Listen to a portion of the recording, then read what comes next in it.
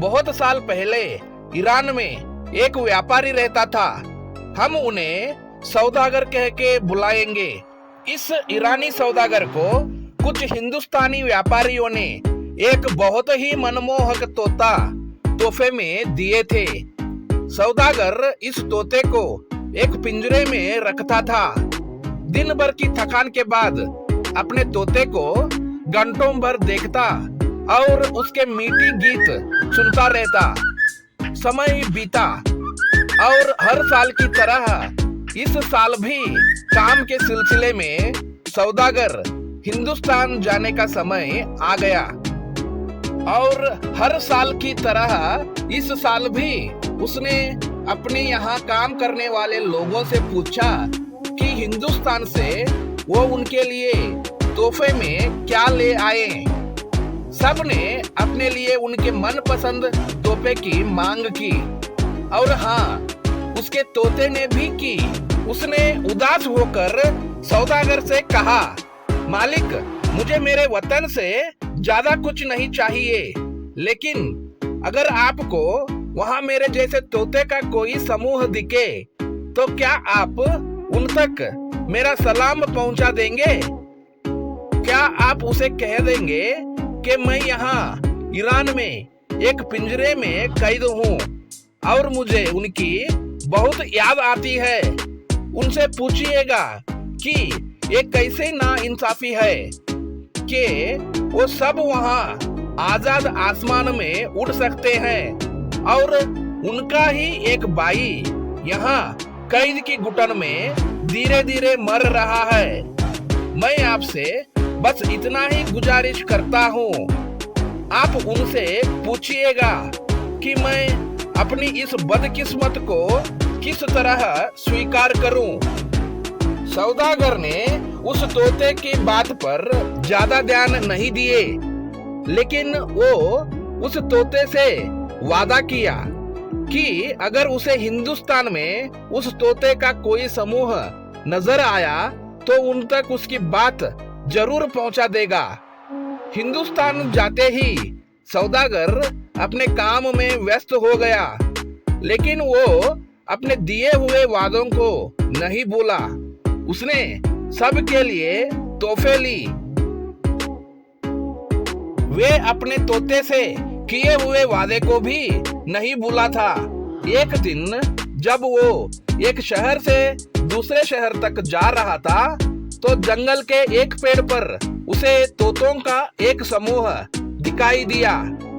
उस सौदागर ने अपने घोड़े को रोका और अपना प्यारे तोते का संदेशा तोतों के उस समूह को पूरे ईमानदारी से सुनाया, लेकिन वो अपनी बात पूरी कर पाता उससे पहले ही पेड़ पर बैठा एक तोता बहुत जोरों से कांपने लगा और पेड़ से नीचे गिर पड़ा। देखते ही देखते उस तोते ने वहीं अपना दम तोड़ दिया।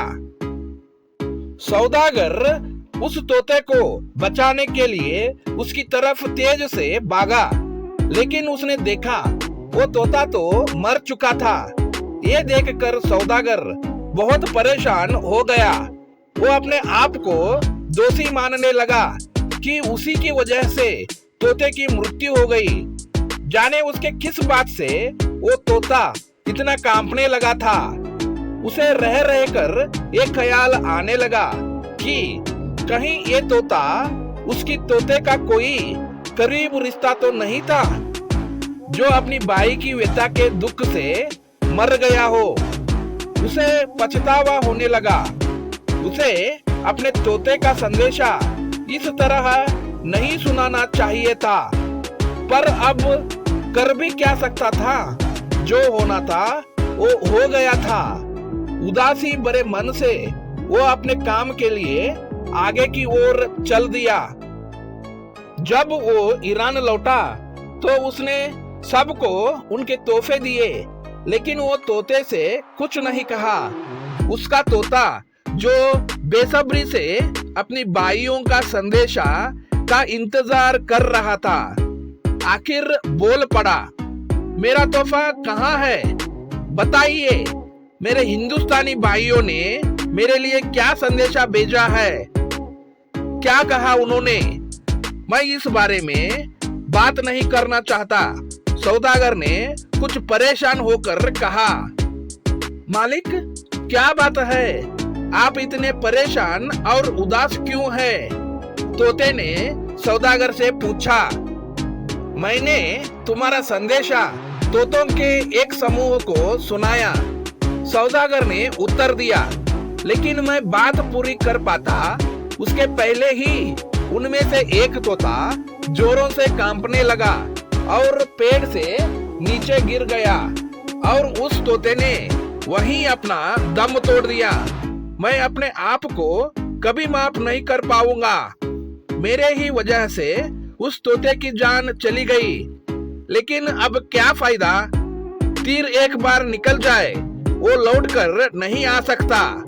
ऐसे ही एक बार कहे गए शब्द वापस नहीं। सौदागर अपनी बात पूरी कर पाता उससे पहले ही अपना तोता उस पिंजरे में गिर पड़ा और वहीं पिंजरे में उसकी मौत हो गई। सौदागर को अपनी आंखों पर विश्वास नहीं हो रहा था। वो जोर जोर से रोने लगा। उसकी वजह से एक और मौत हो गई थी। वो अपने आप को कोसने लगा। उसकी आंखों से पश्चाताप के आंसू बह रहे थे। वो समझ ही नहीं पा रहा था कि ये सब क्या हो गया। वो पागलों की तरह कमरे में कहीं आगे कहीं पीछे घूमता तो कभी पिंजरे में अपने तोते को देखता जो उस वक्त अपनी खूबसूरत पिंजरे के फर्श पर मरा पड़ा हुआ था। सौदागर ने अपने दुलारे पक्षी के पंखों पर कोमलता से हाथ फेरा।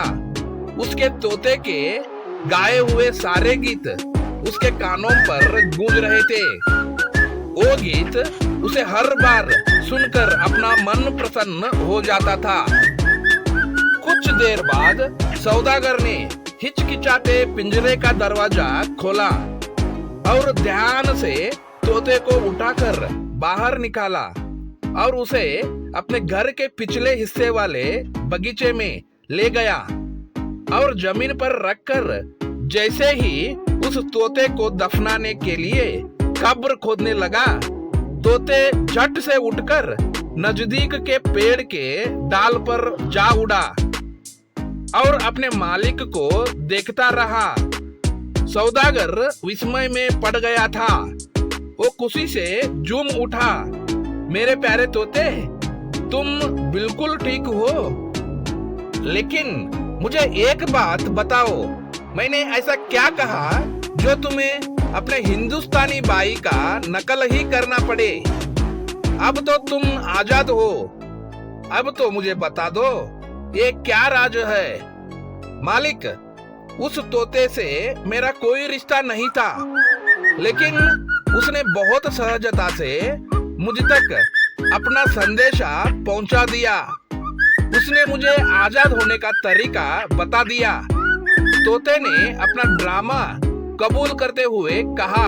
बिना कुछ कहे ही उसने मुझे सिखा दिया कि मेरी बंदिश मेरे खूबसूरत गीतों की वजह से है। मेरे अनमोल आवाज ही मेरी गुलामी की वजह बन गई थी।